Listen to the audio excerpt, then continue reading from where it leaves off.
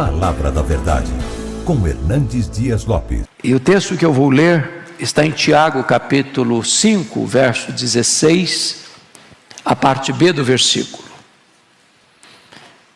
E esse texto é uma referência à necessidade de orarmos uns pelos outros, e depois exemplificado pela vida de oração do profeta Elias. Mas o verso 16, a parte B, está escrito: muito pode, por sua eficácia, a súplica do justo. Vamos repetir isso? Muito pode, por sua eficácia, a súplica do justo. É um fato que Deus é soberano. É um fato que Deus faz todas as coisas conforme o conselho da sua vontade.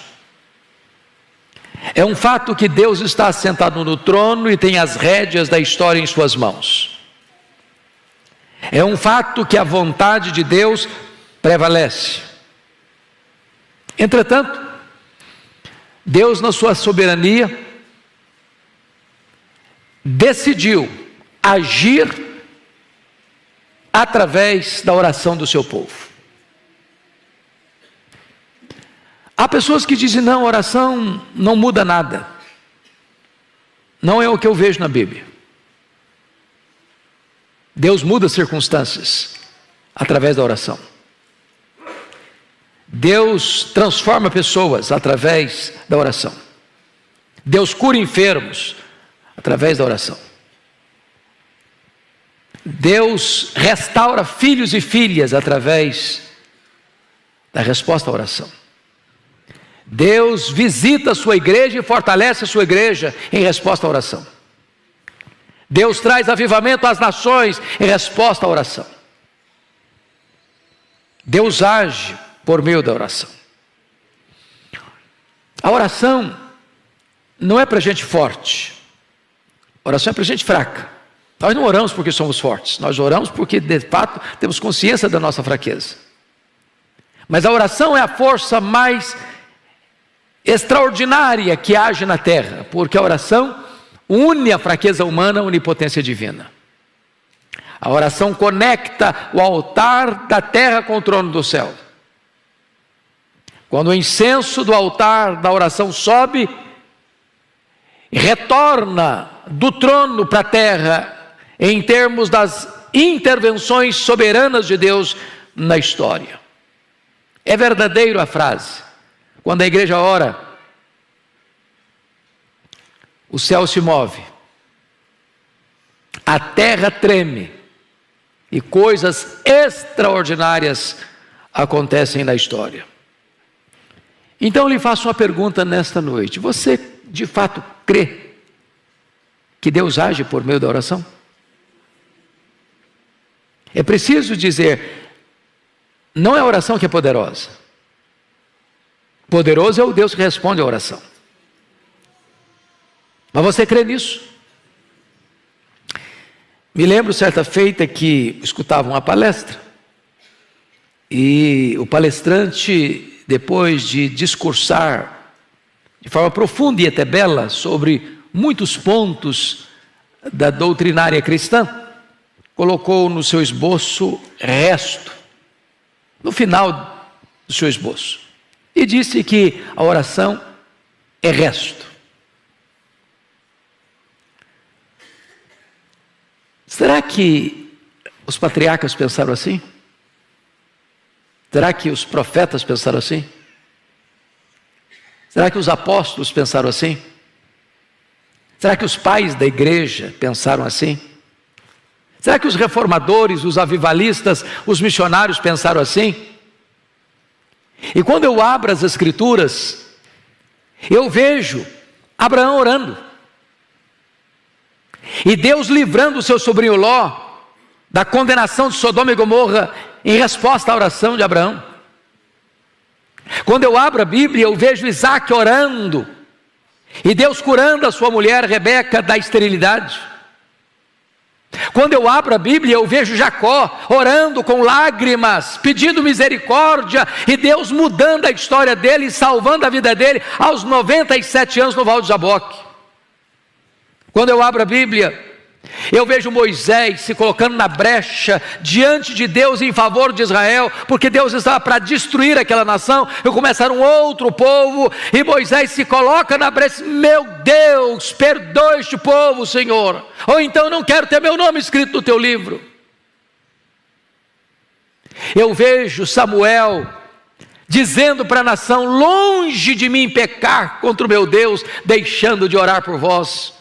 Quando eu abro a Bíblia, eu vejo Ana, uma mulher estéril, uma mulher que é afligida pela sua rival Penina, que é incompreendida pelo seu pastor, o sacerdote Eli, que é desencorajada pelo seu marido a desistir do seu projeto de ser mãe, mas ela derramando a sua alma diante de Deus, entendendo que Deus, em resposta da oração, pode reverter a sua enfermidade e pode fazer dela uma alegre mãe de filhos.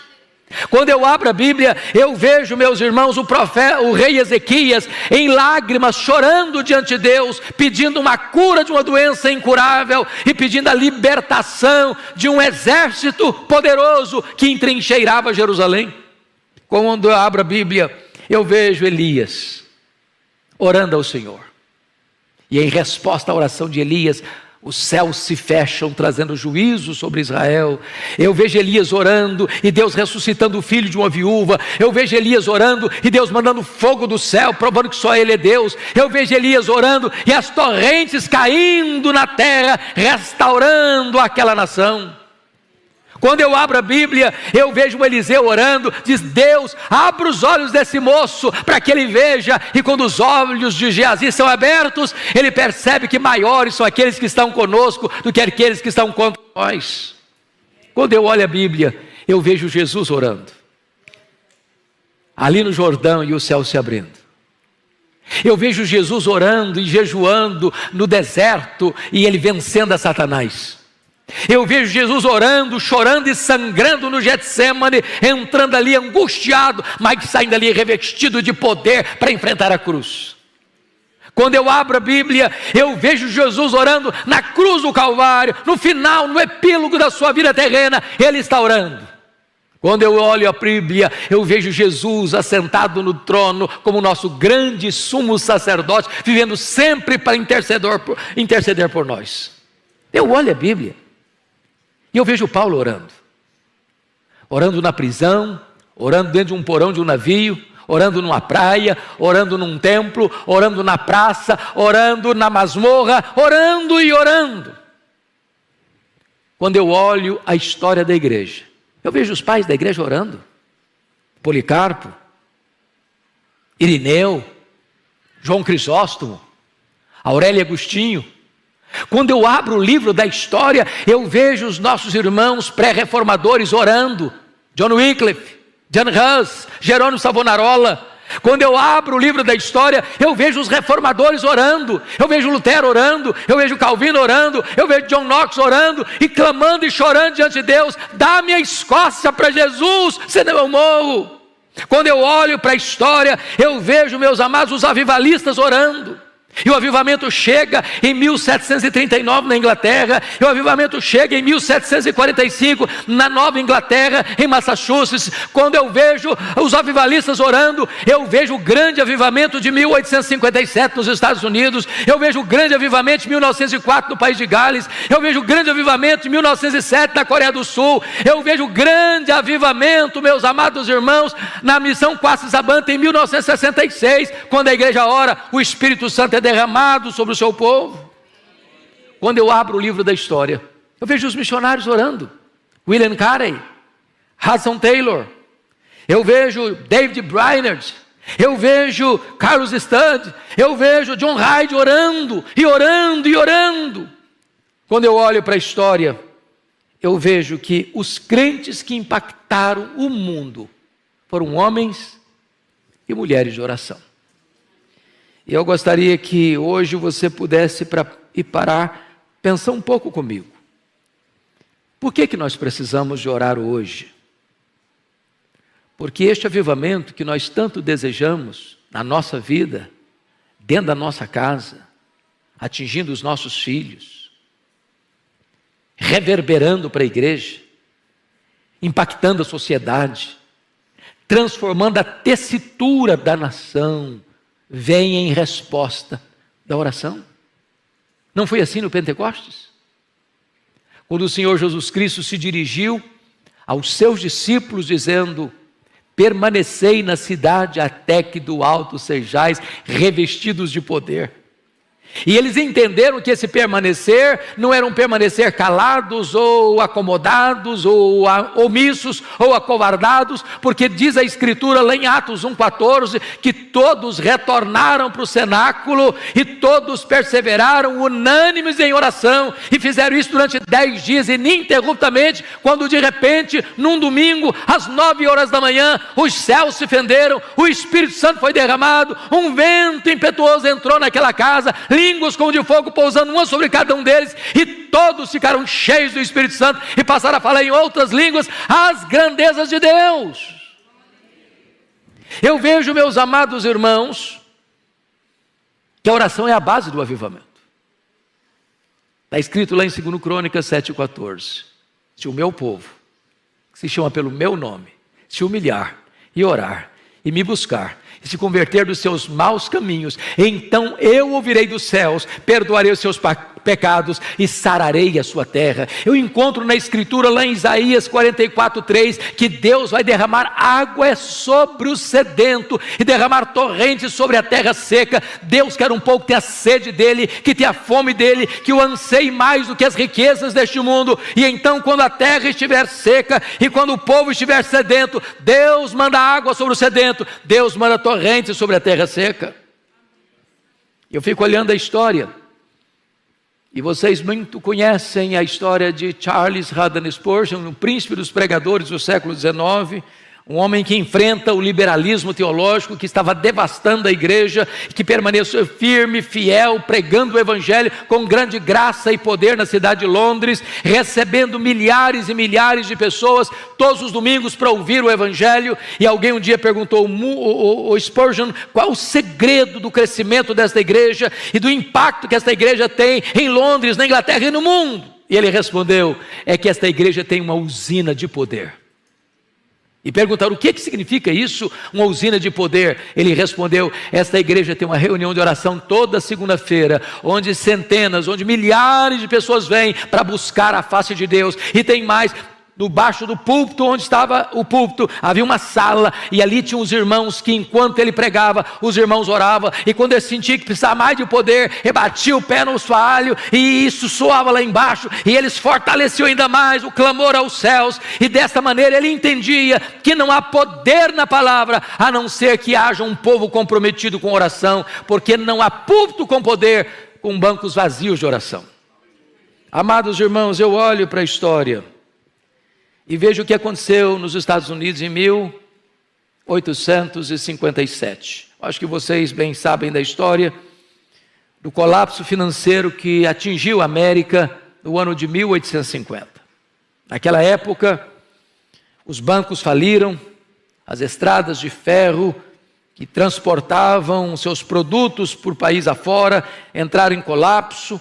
O desemprego era galopante, a economia estava em frangalhos, e então é nessa situação de grande crise financeira e econômica que um missionário urbano, Jeremias Lampier, no dia 1º de julho de 1857, assume o posto de um missionário urbano. E então ele escreve um folheto, e ele distribui esse folheto em Nova York. E ele chama homens de negócio, porque ele era um homem de negócio, para vir orar com ele num hotel em Nova York. Na primeira semana vieram 6 pessoas. Na segunda semana tinha 40 pessoas. Em 6 meses tinham 10.000 homens orando em Nova York por um grande avivamento espiritual. Em 2 anos, mais de 2 milhões de pessoas convertidas. Fruto desse avivamento, um jovem de 26 anos, que estudou no seminário de Princeton, ouvindo Charles Hodge pregar um sermão de missiologia, ele me diz: meu Deus, eu quero ir para o Brasil, Alguém diz: você é louco, aquele país é um país muito pobre, aquele país tem doenças endêmicas, você é filho caçula, a sua mãe já está idosa, você tem igrejas grandes aqui na América que podem receber você. E ele diz: o lugar mais seguro para um homem estar é no centro da vontade de Deus. E como fruto desse avivamento, ele vem ao Brasil e chega aqui no dia 12 de agosto de 1859 para plantar a Igreja Presbiteriana do Brasil, fruto daquele poderoso avivamento espiritual. Amados, o texto é claro: muito pode, por sua eficácia, a súplica do justo. E eu queria aqui trazer apenas 5 aplicações do que significa isso. Primeiro, Deus liberta filhos cativos por meio da oração. Nós estamos aqui porque mães têm se levantado para colocar diante de Deus os seus filhos. E quantos filhos foram alcançados pela graça? Porque mães estiveram na brecha, sem duvidar, com perseverança, como aquela mãe cananeia, cuja filha estava endemoniada. Aquela moça não tinha condições de ir a Jesus, nem de fazer qualquer pedido a Jesus. Ela vivia totalmente tomada e dominada por forças malignas. A sua mãe, embora gentia, a sua mãe, embora não tivesse tanto conhecimento, mas ela vai a Jesus, e ela clama a Jesus, e ela insiste com Jesus, e ela persevera em buscar a Jesus, e o milagre acontece na sua vida. O Senhor Jesus liberta a sua filha. Eu fico olhando a história, por exemplo, de Mônica, que orou por Agostinho 30 anos. 30 anos, era um homem inculto, ele era um professor de oratória, mas era um homem devasso, e ela orou, e ela chorou, e ela orou, e ela chorou, até que o seu filho se converteu ao Senhor Jesus Cristo. E mais tarde o Ambrósio foi a dizer: um filho de tantas lágrimas não poderia se perder. Deus age e liberta e salva por meio da oração. Eu não sei quantas de vocês, ou quantos de vocês já leram o meu livro Mães Intercessoras, que eu tive o privilégio de convidar Dona Eusa Lidório para prefaciar. Dona Eusa Lidório, no prefácio desse livro, narra uma história que o Ronaldo Lidório vivenciou entre os quechuas, no Sendero Luminoso, lá no Peru, quando ele era ainda seminarista. Ele foi para lá para fazer um trabalho missionário. E naquele tempo, o Sendero Luminoso, um grupo terrorista, estava prendendo cristãos, matando cristãos.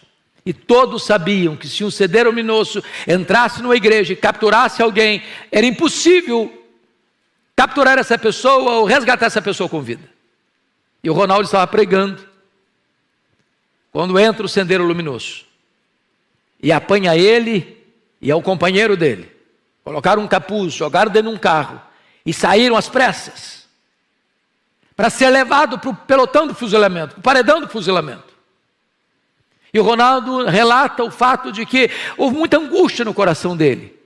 E naquele período em que ele estava sendo levado, e sabendo para onde ele estava sendo levado e qual seria o seu destino, ele disse: meu Deus, eu não estou em paz. Então, se o Senhor quer que eu morra, o Senhor me dê paz. Mas se o Senhor me der vida, eu quero consagrar mesmo a minha vida para dedicar toda a minha história para a pregação do Evangelho. Mas curiosamente, naquela noite, a sua mãe, que estava aqui no Brasil, foi despertada, inquietada, angústia na alma, e ela levantou da sua cama e andava de um lado para o outro, diz: meu Deus, eu não sei o que está acontecendo com meu filho, eu não sei o que está ocorrendo com ele, mas eu estou com o coração aflito. Então, Senhor, onde ele estiver, como ele estiver, manda os teus anjos, envia o teu socorro, traz o teu livramento. E o Ronaldo disse que quando ele estava sendo levado, tirado do carro para ir para o paredão, passa um carro com muito barulho e o toma e o enfia dentro do carro e sai correndo com ele.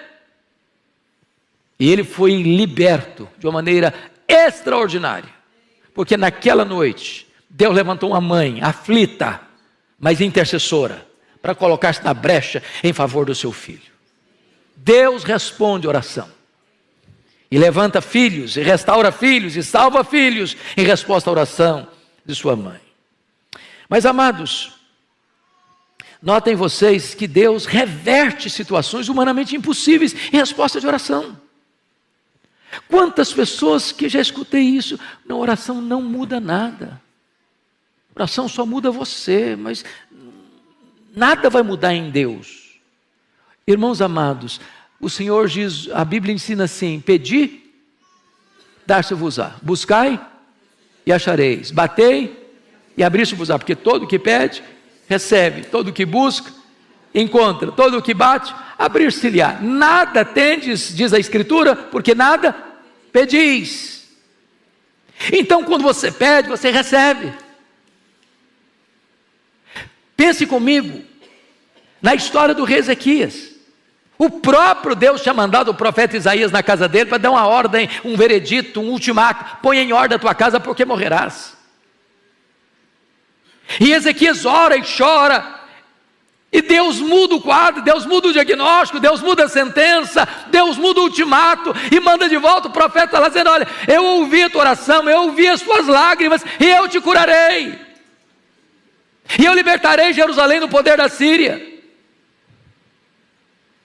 Olha a história comigo de Pedro, lá em Atos 12, ele está preso, guardado numa prisão de segurança máxima, com 3 escoltas de 4 soldados cada uma. A morte dele já estava lavrada, a sentença dele já estava definida, ele morreria depois da festa, mas em resposta à oração da igreja que se colocou na brecha em favor dele, Deus mandou um anjo e tirou da prisão máxima e libertou Pedro, e aquele que haveria de matá-lo é quem morre. Deus reverte a situação em resposta à oração. Olha comigo a história de Paulo e Silas. Eles estão presos num tronco, no cárcere interior, com os pés amarrados com ferros, com as costas ensanguentadas, numa situação dramática. Mas diz a Escritura que por volta da meia-noite eles cantam e eles oram, e Deus manda um terremoto, e a única coisa que me impressiona é que esse terremoto só quebra as algemas e só abre as portas, mas não traz nenhuma consequência, nenhum desastre, nem nada cai na cabeça deles, nenhuma pessoa soterrada, e apenas os grilhões são partidos. Em resposta à oração, meus irmãos, Deus fecha a boca de leões. Em resposta à oração, Deus apaga a fúria das chamas do fogo. Em resposta à oração, os mortos ressuscitam. Em resposta à oração, os demônios batem em retirada. Em resposta à oração, a igreja avança no poder do Espírito Santo. Louvado seja o Senhor. Quando a igreja ora, Deus age. Deus age. E eu gostaria de encorajar você, mãe, a continuar orando. Não abra mão de seus filhos, não abra mão do seu marido, não abra mão da sua esposa, não abra mão dos seus filhos, não abra mão dos seus netos, não abra mão da sua família, não abra mão de ver Deus fazendo maravilhas, maravilhas. Deus pode tirar as escamas dos olhos, Deus pode tirar o tampão dos ouvidos, Deus pode tirar o coração de pedra e dar um coração de carne, Deus pode responder a oração. Sabe por quê? Porque muito pode, pela sua eficácia, a súplica do justo. Que Deus nos ajude, que Deus nos abençoe, que Deus nos levante como intercessores nesta noite. Amém.